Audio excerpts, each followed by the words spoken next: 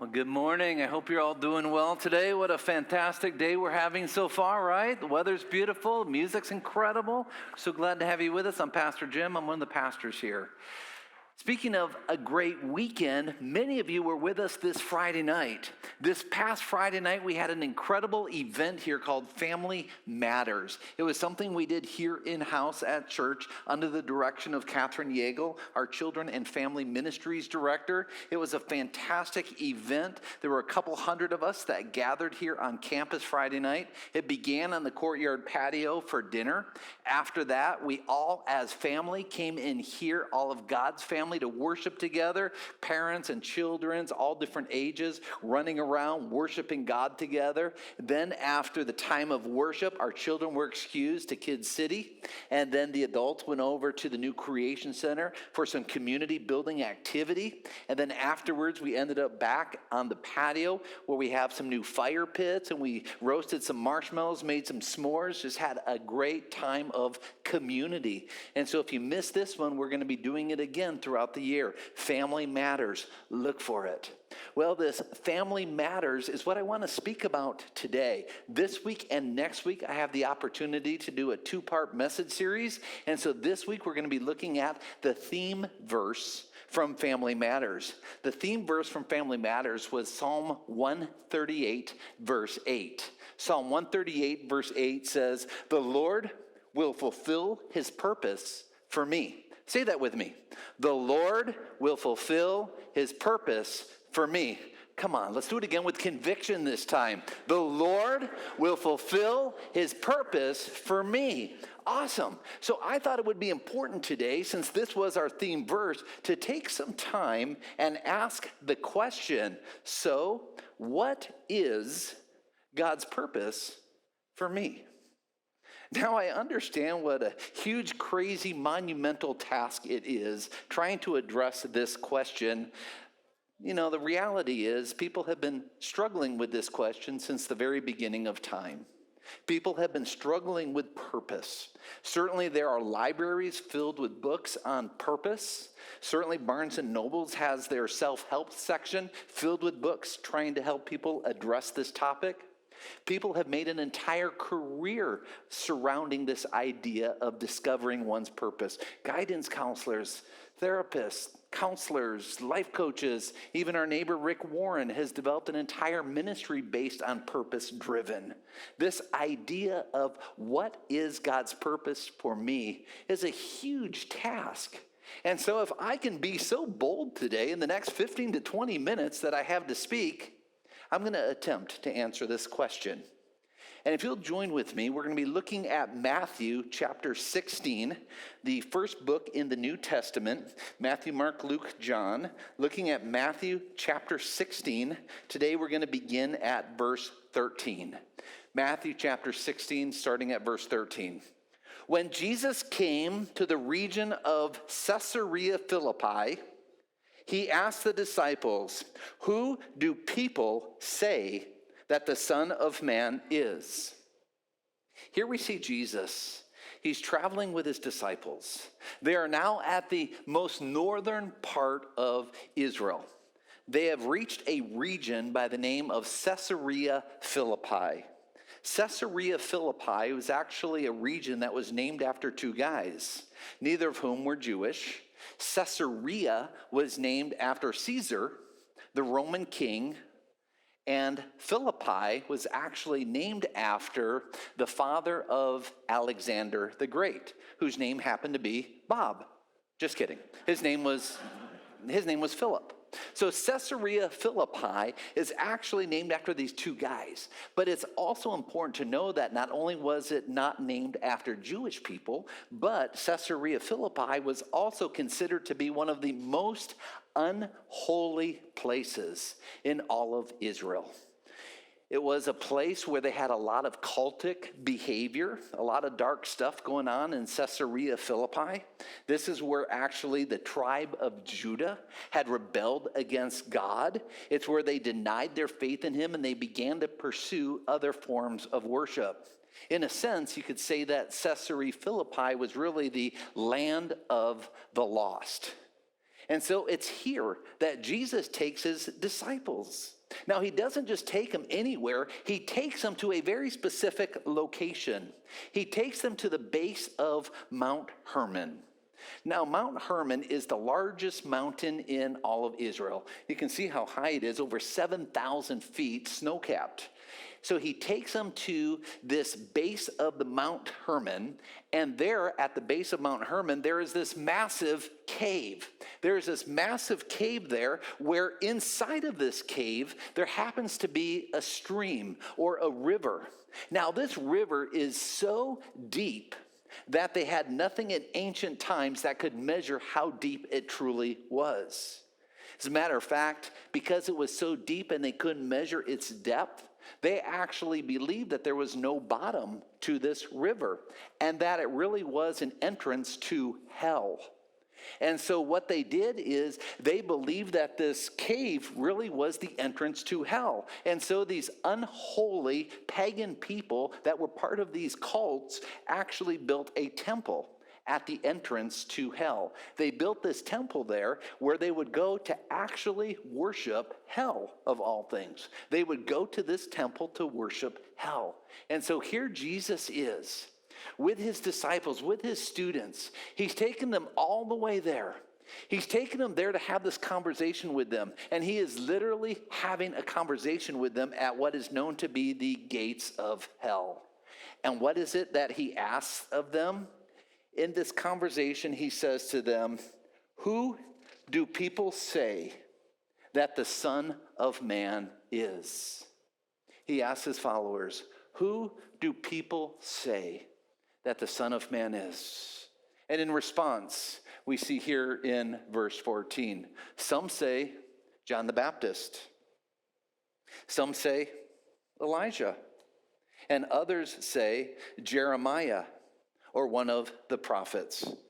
But then, in verse 15, Jesus gets very specific. He says to them, But who do you say that I am? I get it. People say I'm a prophet. They say I am Elijah. They say I'm John the Baptist. They say I'm Jeremiah. I get it. That's what people say. But what about you? Who do you say I am? This is a very important question. I believe every one of us, I believe every human who has ever lived at one point or another must answer this question. Who do you say I am? It's a very intimidating question. As a matter of fact, out of all the disciples, only one of them steps up and gives a response. You may guess, if you know much about the disciples, it was Peter. He wasn't named Peter at this point, but it was Peter. I like Peter. I relate to Peter. He's probably my favorite. Peter often acts very impulsively. Peter is one who often speaks before he thinks. Peter is someone who sometimes gets himself in trouble by the things he says or does. We often refer to Peter as being the one who had the foot and mouth syndrome. And so out of all the disciples, he's the only one bold enough, courageous enough to give a response. And so in verse 16, Simon Peter says, "You are the Messiah, the Son of the living God." He gets it. He's saying here, I know who you are.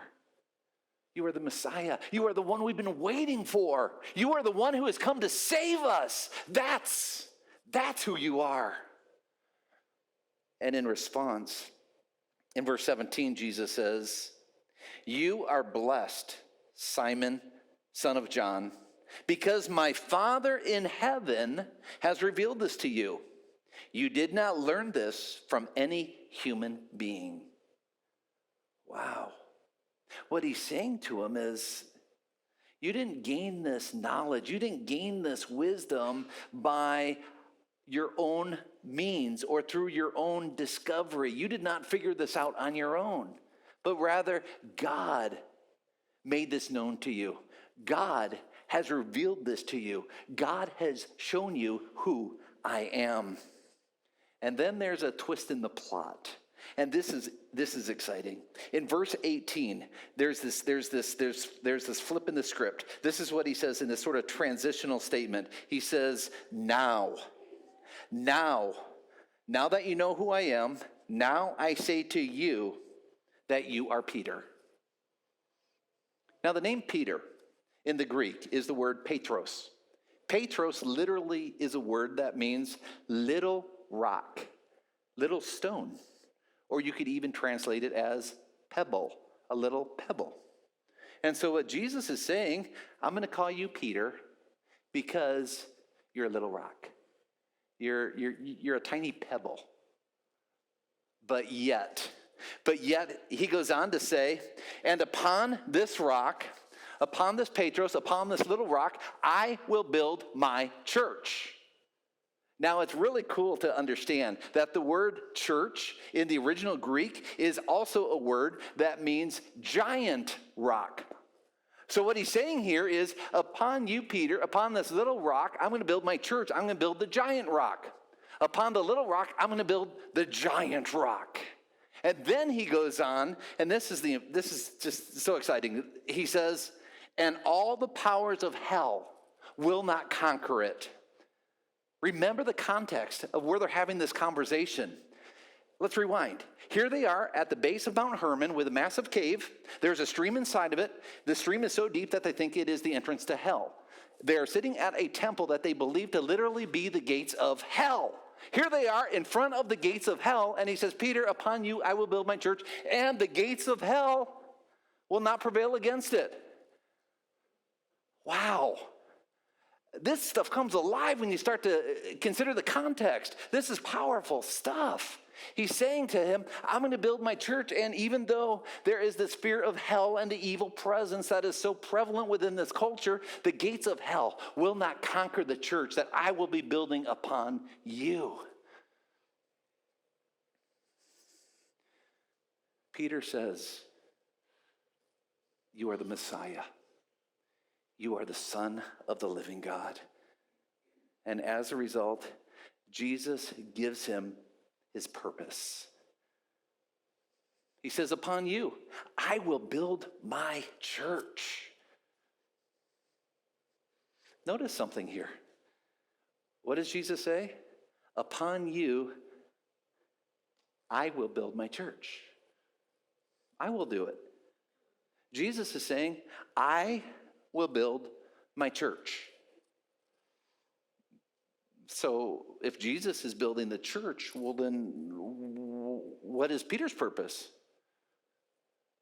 Peter's purpose was to follow. Peter's purpose was to follow. You see, that's what it means to be a disciple. That's what it means to be a student, to follow the teacher, to follow the master. That's what it means to be a Christian. Oftentimes we use religion to describe a culture, right? We might say that that person is Muslim because they come from a Muslim culture. Likewise, we often say that person is Christian because they come from a Christian culture, or they come from a Christian community, or maybe we say she's Christian because she comes from a Christian family, right? But what I want to suggest to you today, that being a Christian is so much more than a label. Being a Christian is a lifestyle with purpose based on a relationship with Jesus. Being a Christian is a lifestyle with purpose based on a relationship with Jesus. And so perhaps today, instead of asking the question, are you a Christian? Maybe a better question for us today might be, are you a follower of Jesus? You see, Jesus is not interested in your label. He's interested in what you do. He's not interested in what you call yourself. He's interested in whether or not you are following him. So, what does it mean to be a follower of Jesus? Being Jesus means, number one, we say no to self. Also in chapter 16, in verse 24, we read these words. If any of you wants to be my follower, you must turn from your selfish ways, take up your cross, and follow me. You see, being his follower means we need to say no.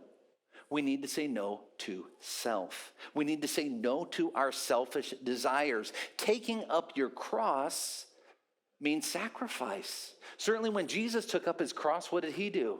He sacrificed his life. And he's calling us to follow him, to sacrifice our sinful lives, to sacrifice our sinful selves, that we need to say no to self. We need to say no to those temptations that get in the way of us following Jesus. We need to say no to those behaviors that are not appropriate. If we find ourselves looking at certain websites we know to be inappropriate, we need to stop. If we find ourselves living a life that's not pleasing to God, we need to change that lifestyle. If we find ourselves as a married person flirting with a coworker and having inappropriate conversations, we need to stop. You see, sacrificing one's self means that we're no longer living according to our selfish desires. It means we're no longer giving into those temptations. It means that we're dying to self. We're no longer about trying to make ourselves famous, ourselves popular, or trying to impress others with our success or our wealth. You see, the reality is when we die to self, when we put Jesus ahead of ourselves, it means we are willing to sacrifice our selfish selves on the altar. That we're willing to put those selfish desires on the altar and to trust in Jesus. You see, being a follower of Christ means that we say no to self. But conversely, it means we say yes to Christ.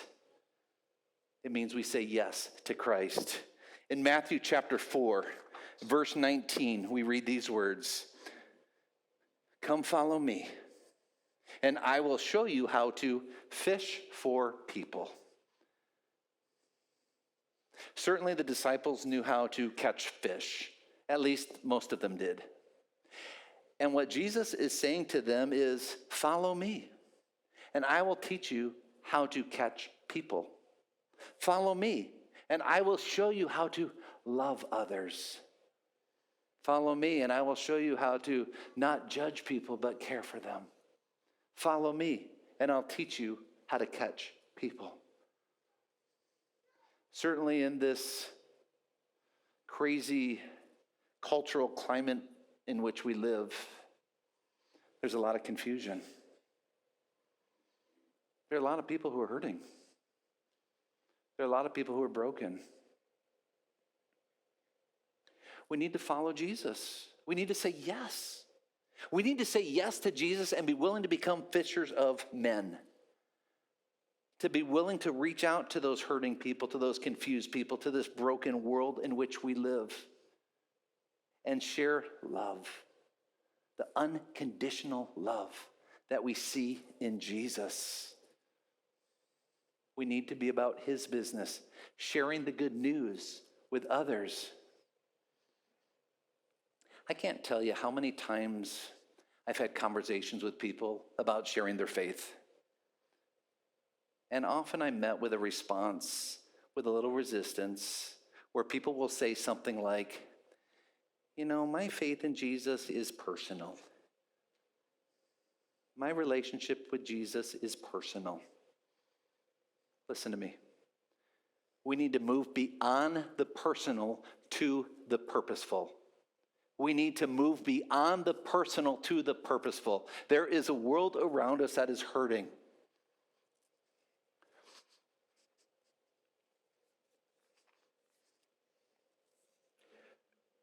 We need to be about his business. You see, the reality is this. Jesus came to love, to care for.